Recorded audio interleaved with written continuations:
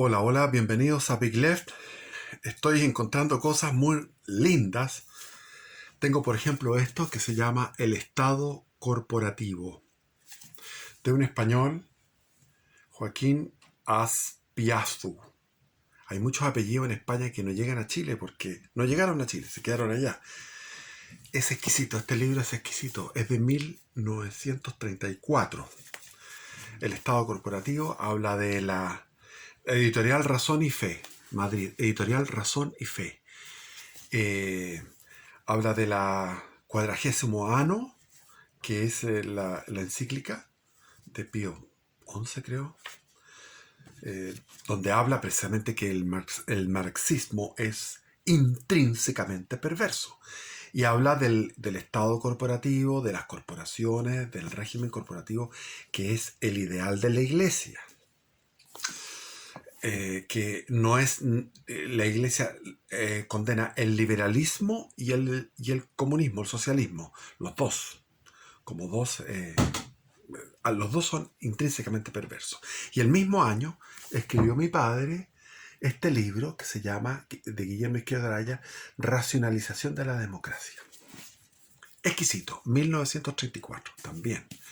Aquí hay un discurso. Partido Agrario Laborista, Izquierdo dijo. ¿Qué dijo Izquierdo? Hay empecinamiento en no reconocer que se opera un proceso profundo de transformación a esta hora en Chile. Voy a ponerme los anteojos. Y valentía, talento, claridad. Esto es de 1955. 1955. Acá tenemos 1953, el drama de Chile. Guillermo Izquierdo Araya. Aquí tengo La epopeya de la Concepción, un relato sobre la epopeya de la Concepción, Guillermo Izquierdo Araya. Arturo Prat, abogado de mi padre, también debería leerlo. Esto es de 1933. Las 8 zonas económico-geográficas de Chile, donde se describe estas 8 zonas geográficas. Que la Junta Militar tomó este libro, pero lo amplió a 12. Y ahora hay como 16, porque los políticos han ofrecido la zona del río, de la zona de los ríos, que en Valdivia, porque los valdivianos se sentían menos cavados, porque estaba Puerto Montt, y de Valdivia a Puerto Montt no es nada, pero bueno, Puerto Montt era lo que manda, si es así, la geografía es la que manda, Puerto Montt es la que manda, y Valdivia ya dejó de ser, y no, geográficamente Valdivia está jodida, porque Valdivia no tiene planicie, en cambio Osorno sí tiene planicie. La planicie comienza en Río Bueno, en la Unión Río Bueno, ahí comienza la planicie, que es lo que importa para la producción ganadera, etcétera. Entonces, después los de Arica estaban picados con los de Iquique y generaron la región de Arica y Parinacota, pura demagogia, porque es Tarapacá, punto. Tarapacá es lo que manda, Iquique es lo que manda, no hueven. Aquí, el Movimiento Nacionalista de Chile y la democracia. Es la defensa que hizo mi padre. Es una defensa filosófica. Él era abogado, pero hizo una defensa porque acusaron al Movimiento Nacionalista de Chile de ir en contra de esto. Esto fue en 1941. Síntesis de la defensa del Movimiento Nacionalista de Chile ante la Ilustrísima Corte de Apelaciones de Santiago por Guillermo Izquierdo Araya. Y dice, democracia, concepto ideal de gobierno. Elementos fundamentales de la democracia. Empieza a criticar esto. La democracia directa de la ciudad griega. Todo lo que explica todo esto. Después, los principios nacionalistas y la democracia. El régimen democrático en nuestra constitución política, etc. Después aquí hay otro de mi padre que se llama Manual de Economía Política, que mi hijo lo va a publicar. Sebastián lo va a publicar, pero lo leyó, le gustó. Lo leyó cuando era joven.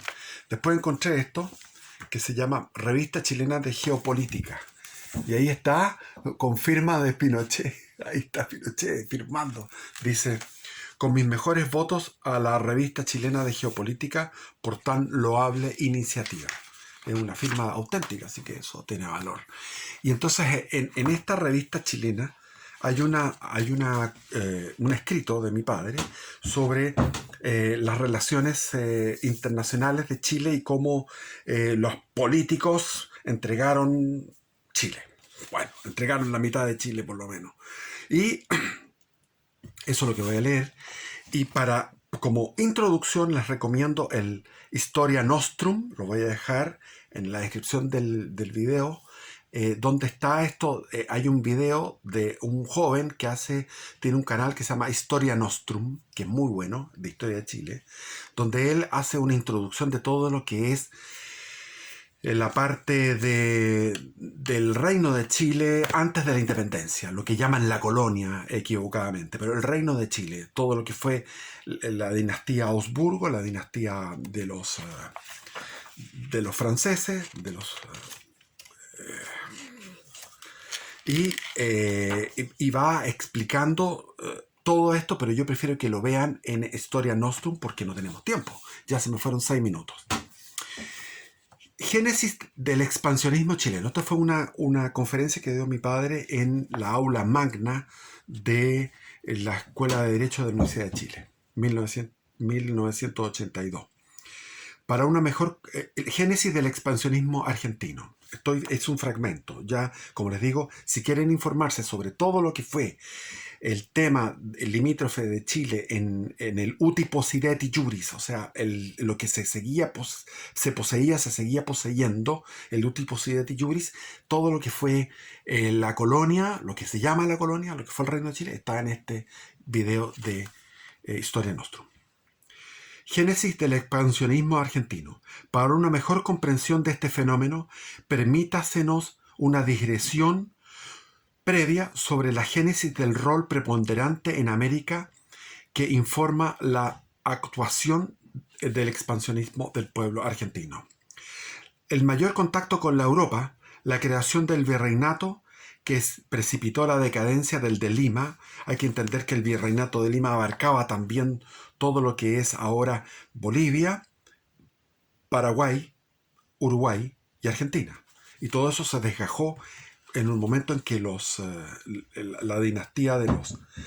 Se me olvida el nombre por la concha de su madre. Están los Habsburgo y están los conchas de su madre de los Borbones. Eso, los Borbones.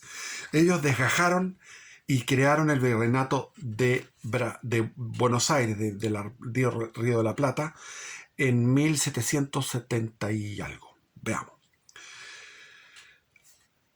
El mayor contacto con la Europa, la creación del virreinato de la Plata, las victorias sobre los portugueses del Brasil, que entregaron a Buenos Aires el predominio sobre la cuenca del Plata, fueron generando en el pueblo argentino, sin distinción de clases, un sentimiento de superioridad sobre las demás naciones del continente. Dos factores coayudantes vinieron a remecer a los políticos platenses del sueño virreinal de la colonia. Rotas las relaciones entre Gran Bretaña y España, el Gabinete de Londres estructuró un estricto bloqueo de la península con miras a sembrar la discordia separatista de las colonias americanas. El 25 de junio de 1806 apareció frente a Buenos Aires la escuadra inglesa. Sin experiencia ni medios de defensa, el virrey emprendió la retirada. La ciudad cayó al primer encuentro. Empero, hábilmente dirigidos por el capitán español de ascendencia gala, Santiago Liniers, y con el apoyo de los indios pampas, los porteños expulsaron a los invasores, el 12 de agosto de 1806.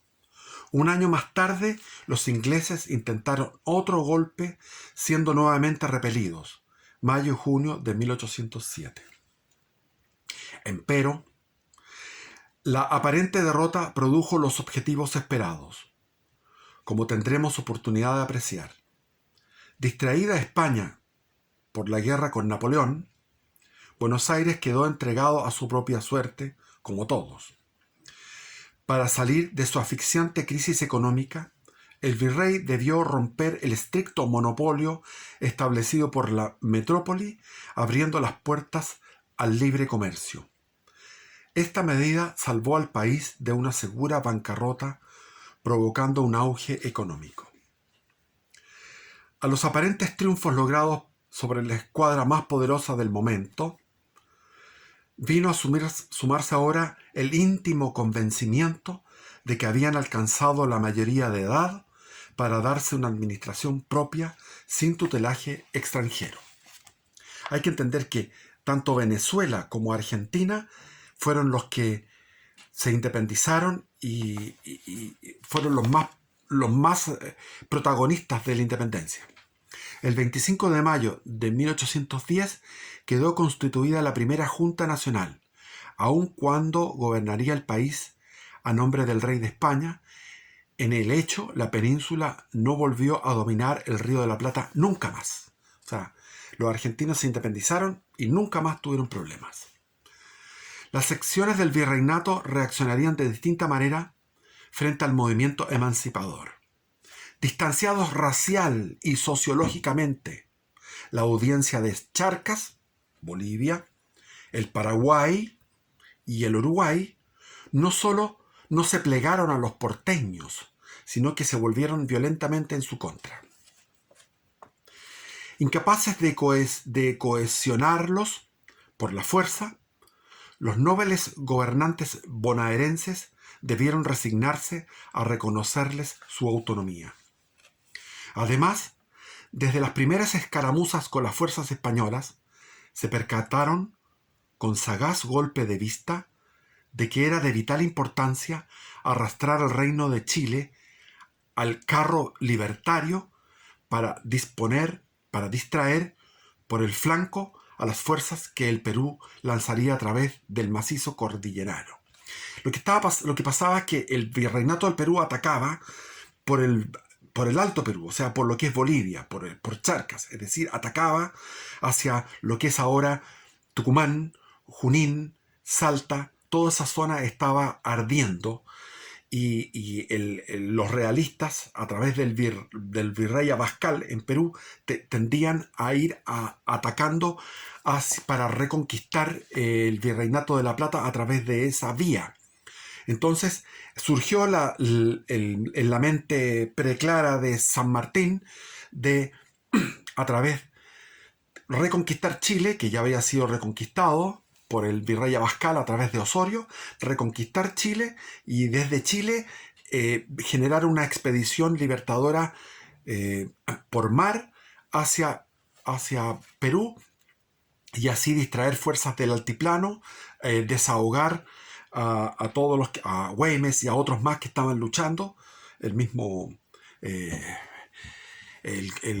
¿cómo se llamaba este? Bueno, se me olvidan los nombres, pero estaban los próceres de la independencia de Argentina, estaban luchando contra el ejército realista en el Alto Perú y en Tucumán, en Salta, en Jujuy. Por lo tanto, ¿cómo podés descomprimir a través de atacar directamente hacia Lima, Perú, que era el proyecto de San Martín? Así pues, no bien comenzaron a dibujarse los primeros síntomas de la emancipación, los políticos bonaerenses despacharon activísimos emisarios a Santiago para preparar el camino del triunfo final. Hubo también 400 hombres bonaerenses que fueron a pelear con carrera al comienzo de la Guerra de la Independencia en Chile. Olvidando viejos resentimientos, en junio de 1810 le expresaron su pensamiento desembosadamente a Lord Strangford, plenipotenciario inglés en Río de Janeiro, al solicitarle el apoyo del imperio británico al movimiento emancipador. Cerradas las puertas por el norte, los gobernantes argentinos posaron sus miradas sobre los extensos territorios del sur pertenecientes al Reino de Chile para estudiar su apropiación. Despacharon en octubre de 1810 una expedición exploratoria al interior de la Pampa a las órdenes del coronel Pedro Andrés García. Es decir, en octubre de 1810 ya estaban mirando a la Patagonia como una posesión, como apropiación. La génesis del pacifismo chileno. Para comprender la indiferencia de la moneda por la región trasandina, cabe recordar que con el predominio de la sangre peninsular de origen sobre la de aborigen, los chilenos heredaron el rudo espíritu individualista español en absoluto divorcio con el de la conquista. Esta concepción política echó raíces más profundas bajo la influencia de un área territorial determinada por signos sensibles a los sentidos, como los accidentes naturales, la cordillera de los Andes. Al igual que en la península, en que cada región, especialmente vascongada, la Vasconia, constituye un verdadero país dentro de otro. Y están los Pirineos como frontera. Esta manera de pensar, trasladada a los hombres públicos de 1810, permitió, sin que incurramos en exageración, que la Patagonia y el litoral atlántico, como dominios auténticamente chilenos, nacieron muertos a la vida independiente.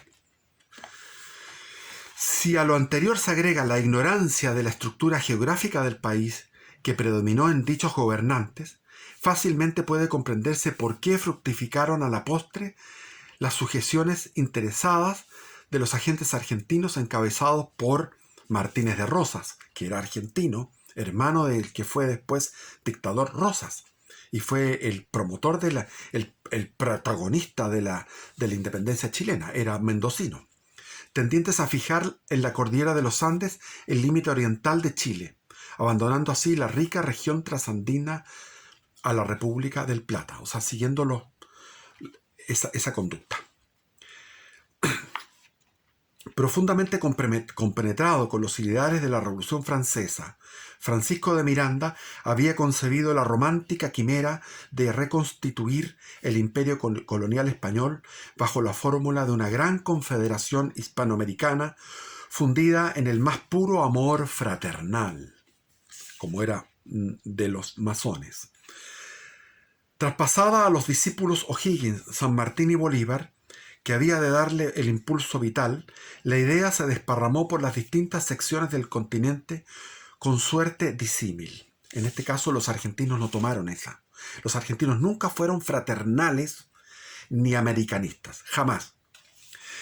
Haciendo rudo contraste con la situación dominante en Chile, en el resto del continente afloraron nacionalismos tan violentos que degeneraron en dramáticas luchas por el predominio geopolítico.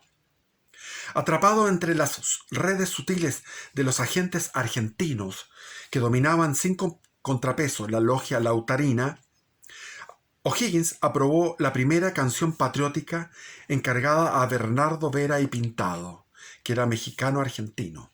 Había muchos guatemaltecos, mexicanos, argentinos en la Revolución chilena. Entroncado con el poderoso clan de los Larraín, más conocido como los 800.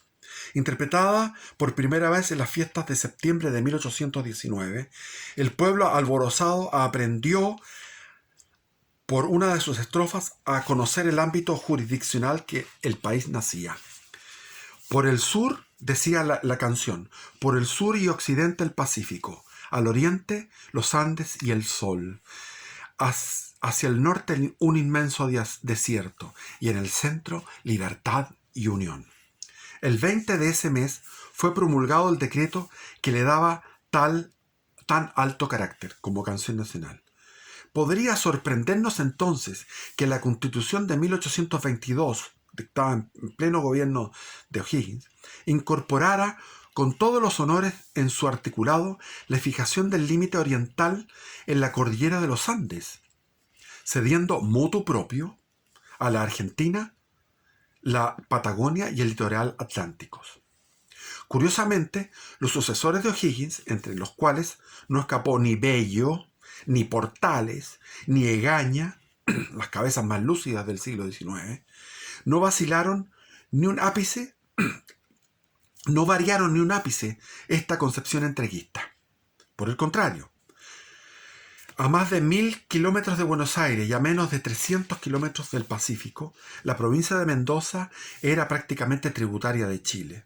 Por ello, a despecho del uti possidetis, el Tratado del Litoral del 4 de enero de 1837, que unía a Buenos Aires, sus personeros, sus líderes, los líderes de Cuyo, de Mendoza, de San Juan, de San Luis, iniciaron conversaciones para unirse a la otra banda, a la banda del Pacífico, para unirse a Chile. No obstante tan halagadoras perspectivas, Portales rechazó de plano la oferta el 11 de marzo de 1835. Arriamos la bandera, pongámosle luto. El mismo Diego Portales, el 11 de marzo de 1835, rechazó la oferta de los líderes de la provincia de Cuyo a unirse a Chile. Hasta hoy, el día de hoy, los pobres cuyanos tienen que cruzar para cuando vienen a Viña o a Valparaíso, tienen que pasar por una aduana. En ese sentido no habría una aduana. Y los vinos, todos los viñedos que hay en Mendoza, todos esos vinos serían vinos chilenos y pasarían por la cordillera. Mejor giro tuvo el héroe de Rancagua, O'Higgins. El mayor contacto con comerciantes ingleses y norteamericanos durante su ostracismo en Montalbán, en la hacienda de Montalbán, que le regalaron los peruanos por él estrujar a Chile para liberar, comillas, liberar a los peruanos que no querían liberarse. Entonces, O'Higgins tuvo un giro cuando estuvo en Montalbán, en Perú, exiliado. Por su contacto con distintos personajes, qué sé yo, entonces escribió cartas a Prieto, al general Prieto, que era gobernante de Chile, para influir en la ocupación del Estrecho de Magallanes. Ellos fueron óbice para que por esos días don Eusebio Lillo recogiera en su canción nacional escrita en 1847 la idea mutiladora. 2 puntos. La canción de Eusebio Lillo, que la sabemos. Majestuosa es la blanca montaña que te dio por baluarte, por fortaleza, el Señor. Majestuosa la blanca montaña que te dio por baluarte el Señor. Fue escrita y fue consagrada en 1847. Curiosamente, a diferencia de los chilenos, los gobernantes rioplatenses estaban realmente conscientes del ámbito jurisdiccional que les había correspondido en suerte. Y hay aquí un texto del mismo general Rosas, que no lo voy a leer porque es muy extenso, donde él dice: hasta aquí llegaba la Capitanía General de Chile, pero nosotros vamos a ir más allá. Vamos a ocupar Patagones, Viedma, todo lo que es la desembocadura del Río Negro, etc. Después de Maipú, se volvió a estremecer el incipiente nacionalismo chileno. Se afianzó este sentimiento con Prieto y Bulnes y tuvo una notable eclosión después de Yungay. Ahí donde, después de Yungay, después de la Guerra de la Confederación Perú-Boliviana, ahí donde surgió el nacionalismo chileno. Con el ímpetu de los decenios de 1831 a 1861, los 4 decenios gloriosos de la historia de Chile, junto con pasar Chile a ocupar el primer puesto entre las naciones del continente, este sentimiento alcanzó también el cenit. Empezó a disminuir. Moral y políticamente más fuerte, en 1843 Chile ocupó el Estrecho de Magallanes y proclamó su soberanía sobre el desierto de Atacama, que Portales también había abandonado negligentemente a Bolivia, en el fondo a Bolívar, a Bolívar. Si nos atenemos al texto del Tratado del 18 de octubre de 1833, o sea, Portales no estaba ni ahí con el desierto, no estaba ni ahí con Cuyo, no estaba ni ahí con la Patagonia. Porque estaba obsesionado por el orden. Pensaba que el orden podía hacerse mejor en un segmento de territorio pequeño. Trabada la disputa limítrofe con los argentinos, porque ya resurgió el sentimiento nacionalista en 1856, impuso a la Argentina el uti possidetis juris, es decir, como lo que se tenía en la colonia se sigue teniendo, como un sistema de delimitación fronteriza. Pero los argentinos ya habían estado empezando a hacer el gallito y se estableció un arbitraje de una potencia amigable en caso de no arribar a acuerdo, borrando de una plumada los errores cometidos y cerró enérgicamente el paso a las pretensiones del Palacio Quemado sobre el litoral del Pacífico. Es decir, en la década de Manuel Montt, se estableció un tratado con Argentina para frenar el paso argentino, y se estableció también comenzó a frenarse la expansión del Palacio Quemado, que en este caso son los bolivianos. El americanismo pacifista sella el destino de Chile. A esta altura, la natural envidia que despertó, esto es muy importante, voy a volver a leer. A esta altura, la natural envidia que despertó la granítica organización constitucional, la estabilidad democrática, mera continuación de la organización colonial que contrastaba con el de las otras naciones hispanoamericanas, con el de todas las naciones hispanoamericanas, que estaban todas en el caos, aisló peligrosamente a Chile dentro del continente. Nos envidiaban. Con la miopía y ausencia de imaginación que lo caracteriza, el chileno no solo no percibió este fenómeno, sino que, derretido en amor americanista, arrojó a los pies del altar sacrosanto de la confraternidad americana todo cuanto tenía, incluso el futuro territorial de la patria. La incursión del pirata Walker en Nicaragua en 1856, la intervención anglo-francesa en México en 1861 y la ocupación de las islas peruanas Chinchas por España en 1866 provocaron el estallido histérico de este sentimiento sin que poder humano pudiera detenerlo. El buenismo chileno, el buenismo ahuevonado chileno. Vamos a ir a pelear por Perú, vamos a ir a pelear por Perú. ¿Cómo nos devolvió la mano Perú? Con un tratado secreto para agredirnos o para defenderse, lo que sea. Pero luchamos por Perú en 1866 y a la vuelta de los años, pero muy pocos años, estábamos en conflicto con ellos. Erigidos en campeones de la integridad sudamericana, la diplomacia de la moneda se movilizó con la celeridad del rayo para oponerse a lo que ingenuamente creía un intento reivindicacionista español. Equivocado. Era un mero negocio español. La Unión Americana apareció como la tabla salvadora. Para obtener la adhesión de Bolivia, no vaciló para obtener la adhesión de Bolivia, que no cooperó en nada, porque los que pelearon fueron los peruanos y los chilenos contra los españoles. Para obtener la adhesión de Bolivia, no vaciló en transar el viejo pleito cediéndole la franja del Pacífico entre el río Loa y los 21 grados de latitud sur, hasta el 24, donde se fijó el límite, y aceptando una comunidad entre los grados 23 y 25. Tratado del 10 de agosto de 1866. Rivalizando en generosidad, el enviado extraordinario José Victorino Lastarria, un tipo funesto, un buenista liberal funesto, José Victorino Lastarria, que le tienen hombres de liceo, de calle, y lo engrandecen. José Victorino Lastarria no vaciló en ofrecer a Argentina, a cambio de la alianza, las 3/4 partes de la Patagonia y el litoral atlántico y la mitad del estrecho de Magallanes. La situación en la República del Plata era muy diferente. Estaba de embajador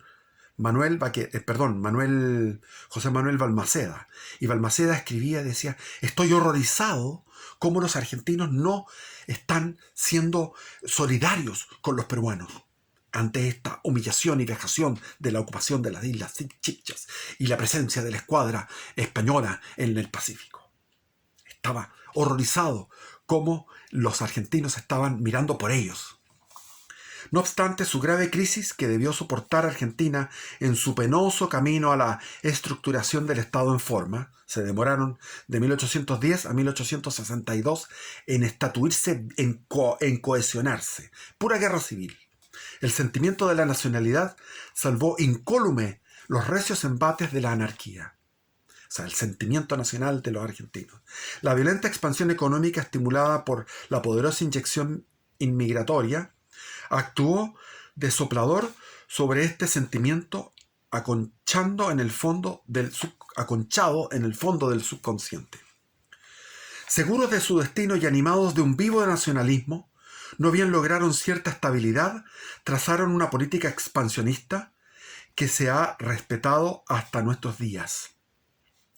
Rodear sus fronteras por el norte, con la absorción de Uruguay, Paraguay, parte de Bolivia y Brasil, salir al Pacífico por Antofagasta y cortar a Chile en el seno de Reloncaví, apoderándose de toda la Patagonia, incluida todas las 5.000 islas y fiordos y canales que constituyen el territorio actual de Chile. O sea, Chile debería llegar, según su expansionismo, el expansionismo fantasioso de los argentinos, debería llegar Chile hasta Chiloé. Fácil resulta comprender entonces por qué el opio americanista rebotó en los cerebros eminentemente realistas de los políticos de La Plata, determinando el estrepitoso fracaso de la misión de Lastarria. Los argentinos, nosotros no vamos a pelear por los peruanos. Puede sostenerse que con los americanistas la imprevisión se erigió en institución nacional. Puede sostenerse que con los americanistas, con ese buenismo americanista fraternal, la imprevisión, no tener visión, se erigió en institución nacional. La guerra con España y el bombardeo de Valparaíso precipitaron a Chile del sitial señero que había logrado conquistar en el continente. Pasamos a una potencia de segundo orden, siendo de primer orden a segundo orden. Eso fue por ayudar a los peruanos.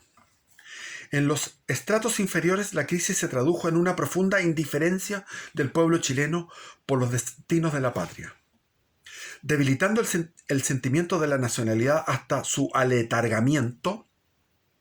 Argentina penetró con ímpetu arrollador, imponiendo sin esfuerzos sus puntos de vista. Libre de obstáculos, la Casa Rosada vio expedito el camino para avanzar hacia el sur.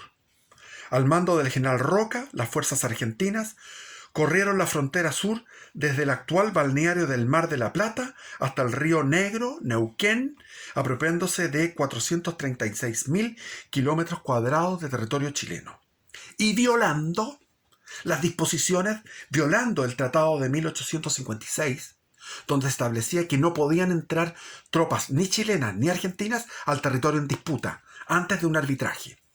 Y esto lo hicieron cuando Chile estaba peleando contra Perú y Bolivia.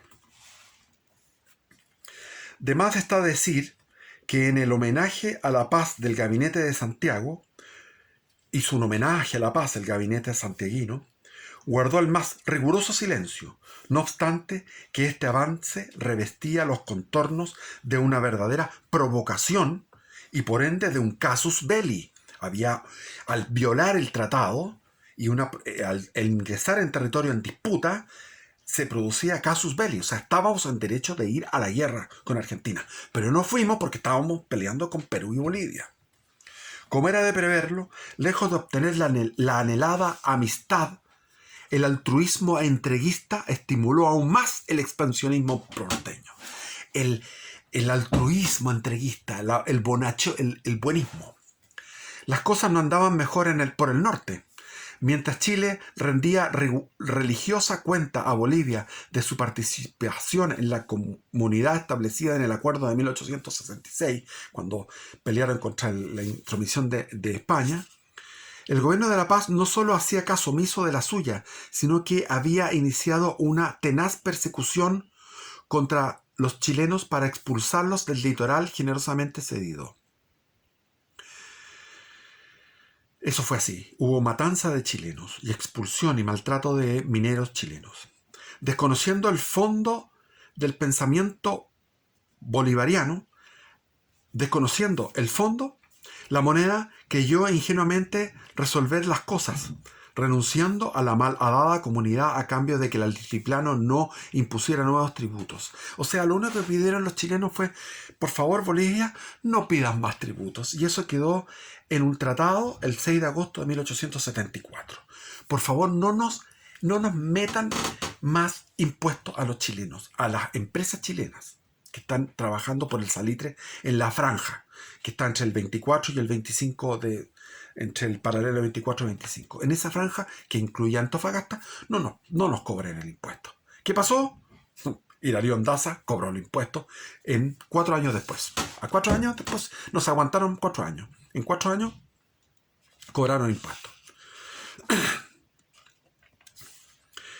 Distanciado racial y socialmente de Chile desde los lejanos días del Imperio Incásico, al Perú se le representó siempre como una intromisión intolerable el apoyo de su antiguo vasallo en las guerras de la independencia. La campaña había ya resentimientos porque Chile fue a independizar Perú sin que Perú quisiera independizarse. La campaña de Bulnes contra la Confederación de Santa Cruz ahondó el resentimiento peruano. Después de la guerra con España, Lima afloró como una potencia imbatible. La riqueza del salitre de Tarapacá y Antofagasta hizo el efecto del detonador. Mediante la alianza secreta pactada en 1873 con Bolivia y Argentina, creyó doblegar a Chile sin distraer un solo tiro y enseñorearse de las riquezas salitreras que le brindaban el predominio del Pacífico Sur. La punta de lanza sería Bolivia. Pero las cosas no resultaron como lo esperaban.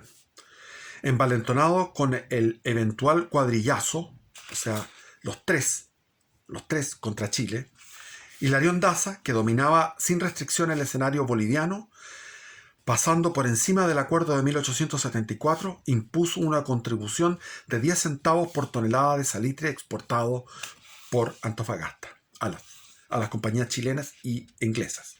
Acto seguido, desoyendo las sugerencias pacíficas de la moneda, procedió a rematar los establecimientos chilenos, a embargarlos. A última hora, la Casa Rosada negó su participación en la aventura porque no confiaba en el potencial bélico de los aliados y discurría sobre la base de que tarde o temprano se impondría sobre el pacifismo chileno sin arriesgar una gota de sangre, y así lo hizo.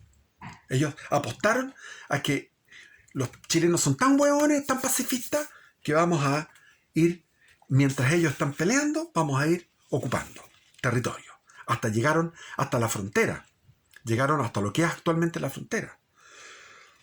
Y pasaron la frontera también. Llegaron a sectores que ahora son chilenos. Conocida esta entente, esta alianza, Aníbal Pinto, que se negaba a creer en la duplicidad peruana, debió ceder a la presión de la unanimidad del país que clamaba justicia. Interpretando el sentir general, el 1 de abril de 1879, Antonio Varas, que era ministro del Interior, expresó en el seno del Consejo del Gabinete, 2 puntos. Cuando a un hombre se le escupe en la cara, no debe meter la mano al bolsillo para cerciorarse si carga o no revólver. Acepto la guerra porque la creo justa. Allí veremos cómo lo hacemos. Chile no tenía ni siquiera municiones. No estaba preparado para la guerra, como dice la fantasía peruana, de la fantasía historiográfica peruana y boliviana, que nosotros estábamos súper preparados y era una cosa, era como una especie, ¿cómo se llama esto? El pacifismo chileno decide la entrega de la Patagonia. Prácticamente concluida la guerra, en enero de 1880, los americanistas chilenos comenzaron a presionar para dar un corte definitivo a la cuestión con Argentina.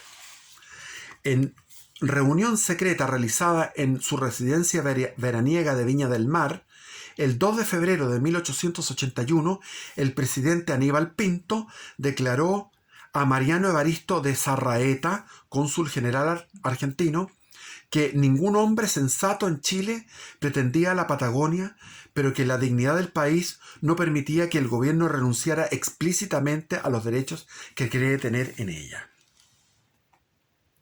Así fue como, a cambio del estrecho de Magallanes, solamente quedarse con el estrecho de Magallanes, la moneda resolvió entregar a la Argentina la totalidad de la Patagonia y del litoral atlántico sur, desde el Mar del Plata hasta la mitad de la tierra de la Tierra del Fuego, de la isla grande Tierra del Fuego.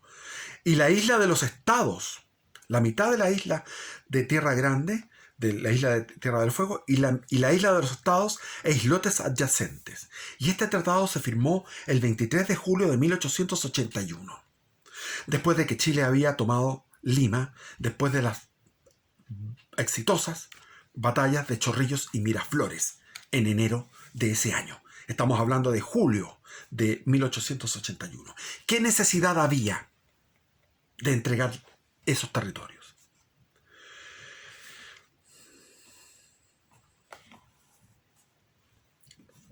La línea limítrofe correría de norte a sur hasta el paralelo 52 por las altas cumbres de la cordillera de los Andes que dividen las aguas y pasaría por entre las vertientes que se desprenden a un lado y otro. En el canal Beagle, sus aguas, islas e islotes, hasta el Cabo de Hornos inclusive, quedaban bajo Chile. El artículo 6 reproducía la voluntad pacifista del Tratado de 1856, adelantando que las disidencias que se produjeran serían sometidas al fallo de una potencia amiga. El arreglo costó a Chile otros 727.000 kilómetros cuadrados, que es casi lo que es el territorio nacional actual, que son 756.000 kilómetros cuadrados. Así creyó la moneda comprar la amistad y la paz con Argentina. Pero no pararon allí los descalabros. Rivalizando en desatinos, la diplomacia chilena prolongó el conflicto estérilmente 4 largos años, con la ingenua esperanza de lograr un acuerdo pacífico. Y murieron gente, soldados, en el combate de Sangre, en el combate de la Concepción, en la batalla de Huamachuco, y en otros 20, 30 episodios de guerreros donde los batallones olvidados dieron su sangre durante 4 años. Al fin, cansados de tantos dislates, el 20 de octubre de 1883, estando derrotado Perú 100%, habiéndose paseado los soldados chilenos por casi todo el territorio peruano, el gabinete de Santiago se allanó a suscribir en Ancón el tratado definitivo que pondría fin a las hostilidades.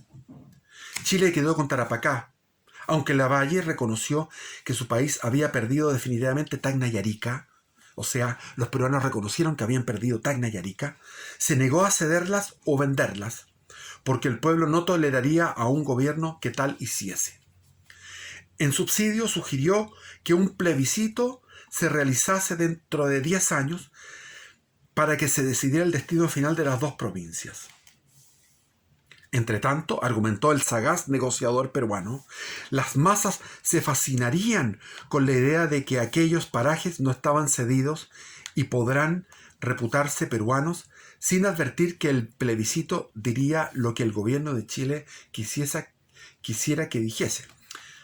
El presidente Santamaría aprobó alborozado la fórmula propuesta, seducido con la idea de que después de 10 años apenas habría en Tacna cosa alguna que no fuera chilena. Y así no fue. Vencido este obstáculo, el Perú obtuvo que se contemplara la obligación de cancelar 10 millones de pesos a la nación que perdiera el plebiscito. O sea, Chile estaba ganando. Un protocolo adicional reglamentaría los detalles de la consulta. El negociador chileno, Jovino Noboa, propuso redactar de inmediato el documento con miras a evitar las dificultades que a la postre había de arrastrar a ambos pueblos en más de una oportunidad al borde de la guerra nuevamente. Por no decir las cosas tal cual. Esto, nosotros ganamos, se acabó. Tacna y Arica para Chile. Punto. Firme. Si ustedes están derrotados. No. La negociación. Y dejar las cosas en ambigüedades significó eso. Riesgos de guerra, de volver a la guerra con Perú y Bolivia. Pero Santamaría desestimó la idea. Santamaría. Como lo habría advertido el más safio, al término del lapso estipulado, el gabinete del RIMAC de Perú opuso tales objeciones que el plebiscito no pudo llegar a realizarse. Contrariamente a lo que esperaba la condorosa diplomacia chilena, al recio espíritu nacionalista peruano vino a sumarse el resentimiento natural de todo pueblo vencido. La recuperación de las cautivas, las zonas cautivas, pasó a convertirse en la obsesión delirante de todo peruano sin considerar su extracción social y económica. Y mientras llegaba la anhelada hora del desquite, vivió alimentada por un profundo odio a la oscura colonia que le había cerrado el paso a la reconstitución del imperio incásico y del virreinato glorioso. Y Argentina vuelve a la carga. Y yo tengo que seguir en otro video porque se me acaba siguiendo con esta historia deprimente. Esta historia vergonzosa de cómo los políticos entregaron con su buenismo y con su incomprensible cobardía después de ganar en los campos de batalla. Y seguimos entonces. ¡Viva Chile! ¡Viva Cristo Rey!